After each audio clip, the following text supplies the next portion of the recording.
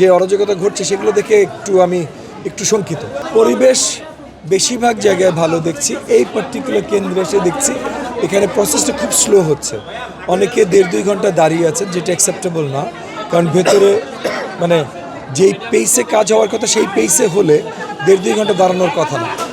এবং অলসো এই কেন্দ্রে কিছুক্ষণ আগে যেটা আমরা জানতে পারলাম যে একজন ধরা পড়েছেন, খুব সাসপিশিয়াস তার কর্মকাণ্ড ছিল আর কি। উপরে যাচ্ছিলেন, নিচে আসছিলেন, ভোটারদের সাথে কথা বলে তাদেরকে প্রভাবিত করতে চেষ্টা করছিলেন। সো তারপর প্রশাসনের কাছে তাকে দেওয়া হয়েছে, মানে সঁপে দেওয়া হয়েছে।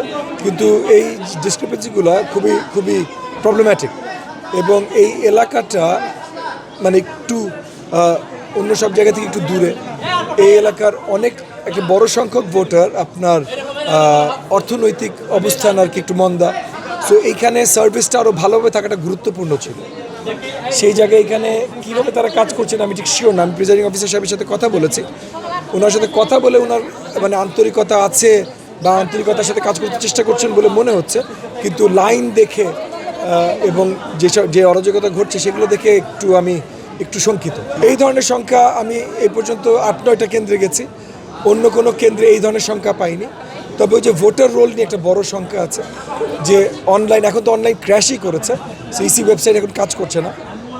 কিন্তু ইসি ওয়েবসাইট যখন কাজ করছিল অনেকগুলো ডেটা ইসি ওয়েবসাইটের সাথে থেকে নিয়ে এইখানে মানে কেন্দ্রগুলোতে তাদের ওই যে ছবিওয়ালা যে ফাইল, ওই ফাইলের সাথে মিলছিল না। আবার কিছু আছে আমাদেরকে যে ডেটা দেওয়া ডিস্কে ইসি থেকে, যেটা আমরা প্রিন্ট আউট করে নিয়ে এসেছি, আমাদের পোলিংয়ে যেটা প্রিন্ট আউট করে নিয়ে এসেছি, সেটার সাথে ইসির ছবিওয়ালা ফাইল মিলছে না। সেরকম অনেকগুলো ঝামেলা আছে। আমরা আশাবাদী এখনও যে দিনের এখন অনেক সময় বাকি আছে, ভোটাররা বঞ্চিত হবে না, একটা ভোটারও বঞ্চিত হবে না। কিন্তু আমি ইতিমধ্যে দেখেছি এই প্রবলেমগুলোর জন্য বেশ কিছু ভোটার বঞ্চিত হয়েছেন।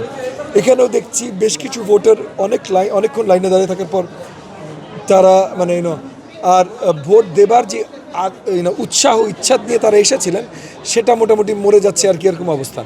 তো তারা যদি এখান থেকে চলে যান তাহলে তারাও তাদের ভোটের অধিকার থেকে বঞ্চিত হবে। সবচেয়ে সুস্বাদু হালিম রাঁধুনি হালিম, হালিম হোক রাঁধুনি হালিম। এইটা আমি জানি না যেটা হলো এইখানে ভোট কেন্দ্রে কি হচ্ছে। এখন আমি যেটা জানি যে রিক্সা, অনেক প্রার্থীরাই রিক্সার ব্যবস্থা করে রেখেছেন একটি এলাকায়, তাদের ব্র্যান্ডিং দিয়ে যে কেউ যদি চান সে ওই রিক্সায়, সো কেউ মানে যে কোনো কেউ, সো যদি মনে করেন মাথাল মার্কায় একটা রিক্সা থাকে, কিন্তু যে কোনো ভোটার ওই রিক্সায় উঠে যেতে পারে।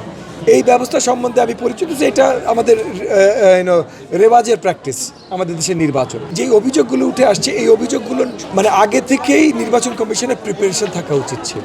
এই যে ভোটার রোলে যেটা, এই যে এখন ওয়েবসাইট ক্র্যাশ করেছে, ওয়েবসাইটের সাথে তাদের মেইন লিস্ট মেলে না, এগুলো আগে থেকে তাদের প্রিপেয়ার করা উচিত ছিল। করেনি। এখন কতখানি করতে পারবেন জানি না। তবে যে এখানে যে প্রবলেমগুলো হচ্ছে, এই যে লাইন টাইন এগুলো যদি তারা এখনও নজর দেয় তাহলেও সুন্দরভাবে ম্যানেজ করা সম্ভব। হ্যাঁ, এই যে 2 ঘন্টা, অনেকে 1.5-2 ঘন্টা দাঁড়িয়ে আছে।